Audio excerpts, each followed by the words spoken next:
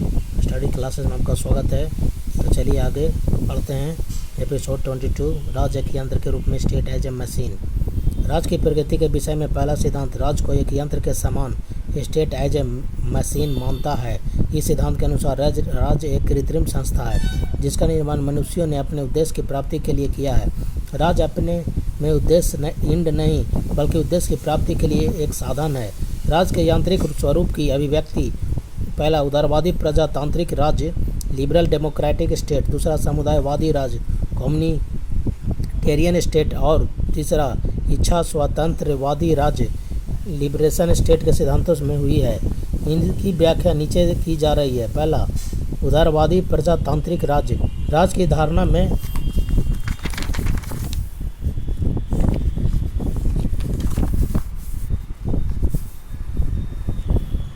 धारणा में दो भिन्न विचारों का मिश्रण है, एक उदारवाद का और दूसरा प्रजातंत्र का।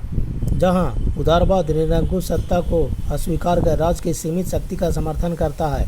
प्रजातंत्र का अर्थ है शासन में जनता की भागीदारी, पार्टिसिपेशन। जनता का शासन, पीपल्स रूल एवं प्रातिनिधिक संस्थाएं। प्रायः सभी उदारवादियों का विचार है कि राज्य एक कृत्रिम संस्था है। दूसरा, इसका उद्देश्य जन कल्याण है। तीसरा, यह जन सहमति पर आधारित है। चौथा, इसकी शक्ति सीमित होती है, निरंकुश नहीं।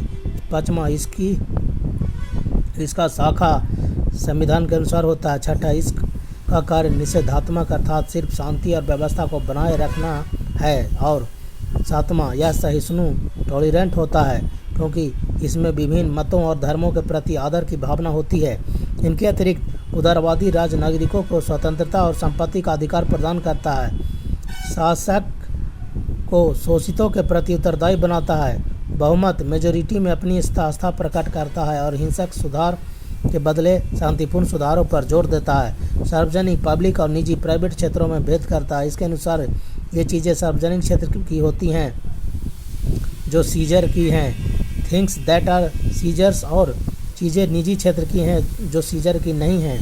इस सिद्धांत का विकास यद्यपि हॉब्स 1588 से 1679 उदारवादी नहीं था, तथापि उसके सिद्धांत में उदारवादी के बीज पाए जाते हैं। यह सच है कि उसने निरंकुश संप्रभुता का समर्थन किया है, फिर भी उसके अनुसार एक कृत्रिम संस्था है जिसकी रचना समान और स्वतंत्र व्यक्तियों ने अपने जीवन की रक्षा के लिए की है। इसी की राज्य अपने में एक उद्देश्य नहीं बल्कि व्यक्ति के जीवन की रक्षा के लिए एक कृत्रिम और बाहरी साधन है। उदारवादी राज्य की उपयुक्त सारी विशेषताएं लॉक के सिद्धांत में विद्यमान है। जहां हॉब्स का राज निरंकुशतावादी है, वहीं लॉक का राज सीमित, लिमिटेड है। लॉक के राज्य की रचना समझौते से होती है। राज जन सहमति पर आधारित होता है। इसका उद्देश्य जनता के जीवन, स्वतंत्रता का, संपत्ति के प्राकृतिक अधिकारों की रक्षा करना है। यदि राज नागरिकों के प्राकृतिक अधिकारों की रक्षा करने में असमर्थ होता है तो उसके विरुद्ध लॉक नागरिकों को विद्रोह करने की भी अधिकार प्रदान करता है। इस प्रकार राज जनता के लिए है, जनता राज के लिए नहीं। लॉक का राज सहिष्णु और संवैधानिक है। वह प्राकृतिक अधिकारों और प्राकृतिक कानूनों से सीमित है। लॉक के उदारवादी सिद्धांत को सुदृढ़ करने में फ्रेंच चिंतक मॉन्तेस्क्यू का भी योगदान किया है। उसने लॉक के सीमित राज की धारणा को संस्थागत सुरक्षा प्रदान करने का प्रयास किया। उसने कानून के शासन और शक्ति पृथक्करण के लिए का प्रतिपादन कर निरंकुशता पर अंकुश लगाया और व्यक्तिगत स्वतंत्रता की रक्षा करने का प्रयास किया। ब्रिटिश उपयोगितावादी यूटिलिटेरियन चिंतक बेथम ने भी राज के यांत्रिक स्वरूप का वर्णन किया कि उसने प्राकृतिक अधिकार, प्राकृतिक कानून और सामाजिक समझौते के सिद्धांत को अस्वीकार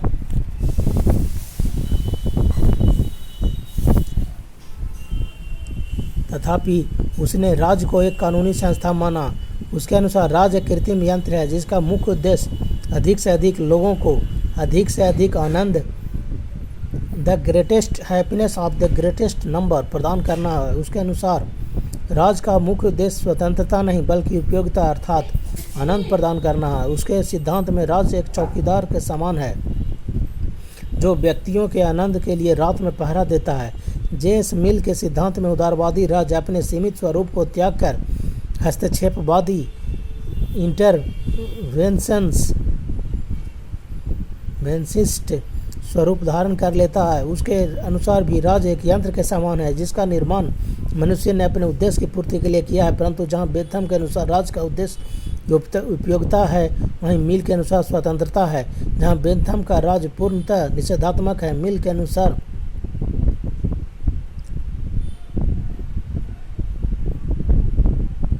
मिल के सिद्धांत में राज्य के निषेधात्मक स्वरूप का पूर्णतः लोप हो जाता है। मिल अनिवार्य शिक्षा के हेतु राज्य को कार्य लगाने का अधिकार प्रदान करता है। निर्धन किशोर बच्चों के हित में औद्योगिक कानून का समर्थन करता है। कानून द्वारा मजदूरों के कार्य के समय को निश्चित करना चाहता है। व्यावसायिक एकाधिपत्यों बिजनेस मोनोपोलीज पर राज्य के नियंत्रण की बात करता है। उत्तराधिकार संबंधी कानून में सुधार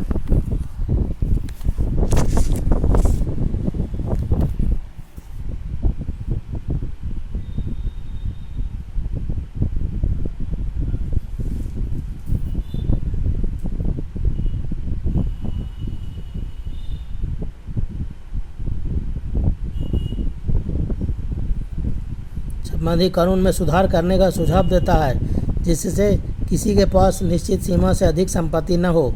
इस प्रकार बेंथम की तुलना में मिल ने आर्थिक क्षेत्र में राज्य को हस्तक्षेप करने का अधिकार प्रदान किया है। यद्यपि प्रारंभिक उदारवादी चिंतकों ने राज्य के यांत्रिक स्वरूप का समर्थन करते हुए हस्तक्षेप, स्वतंत्र व्यापार और इस बात पर भी जोर दिया है कि वही राज्य सर्वोत्तम है जो कम से कम शासन करता है। तथापि उन्होंने शिक्षा, स्वास्थ्य,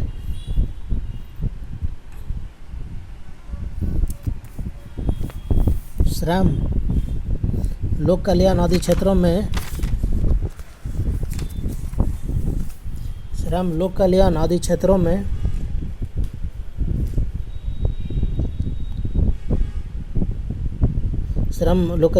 शासन द्वारा संपादित अनेक योजनाओं का समर्थन किया है।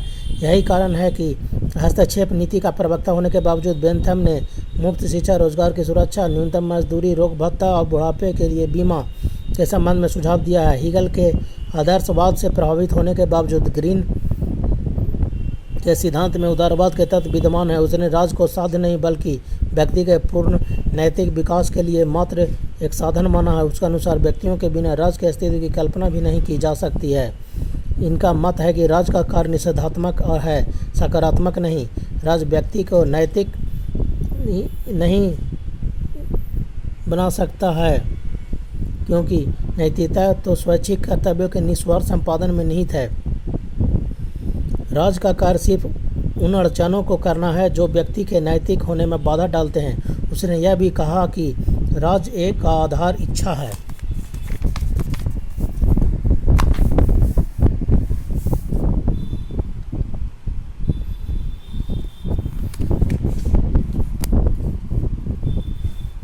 शक्ति नहीं। Will not force is the basis of state. उसने व्यक्तियों को राज्य के खिलाफ विद्रोह करने का भी सुझाव दिया है। यदि राज्य सार्वजनिक हित में कार्य न कर संकीर्ण हित में कार्य करे और यदि वह संविधान के अनुसार शासन न कर मनमाना शासन करे। उसने सार्वजनिक कल्याण और सकारात्मक स्वतंत्रता की धारणा पर जोर देकर ब्रिटिश उदारवाद के मूल चरित्र को ही परिवर्तित कर दिया है। उसके अनुसार राज्य व्यक्तियों का वह समूह नहीं है जो व्यक्ति के स्वार्थ की सिद्धि करता है।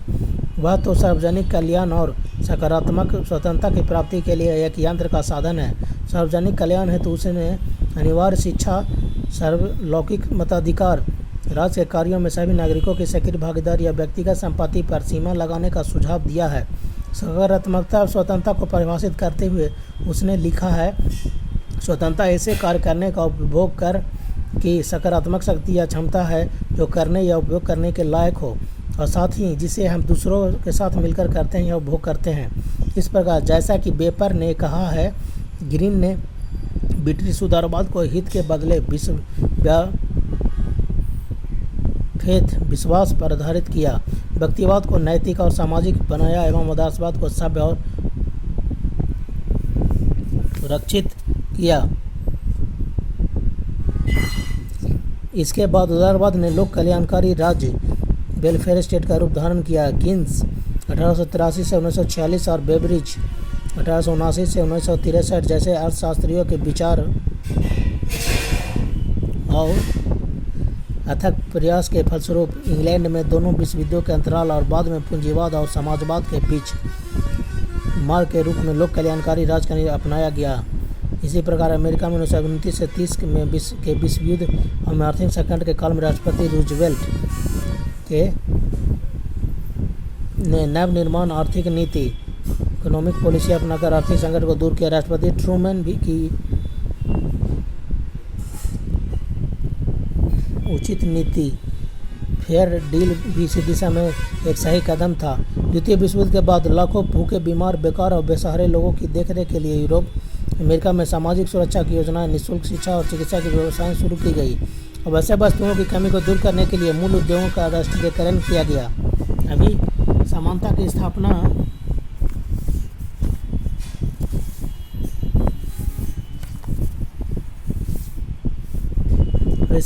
स्थापना को राजनीतिक स्वतंत्रता से अधिक महत्व दिया गया। समतावादी समाज की स्थापना में राज्य की भूमिका का महत्व बढ़ गया। हबहाउस, लॉस्की, कीन्स और बेबरिज ने समाज के दलित और निर्धन वर्ग की दशा सुधारने हेतु आर्थिक क्षेत्र को नियंत्रित करने में राज्य की भूमिका के महत्व पर जोर दिया है। इस प्रकार परंपरागत उदारवाद के हस्तक्षेप और स्वतंत्र बाजार की नीति को त्याग दिया गया। जहां 18वीं 19वीं सदियों में राज्य की प्रकृति रात्रि के पहरेदार की तरह थी, 20वीं सदी के दूसरे चरण में पलने से कब्र तक लोगों की देखरेख कर राज्य ने लोक कल्याणकारी स्वरूप धारण कर लिया।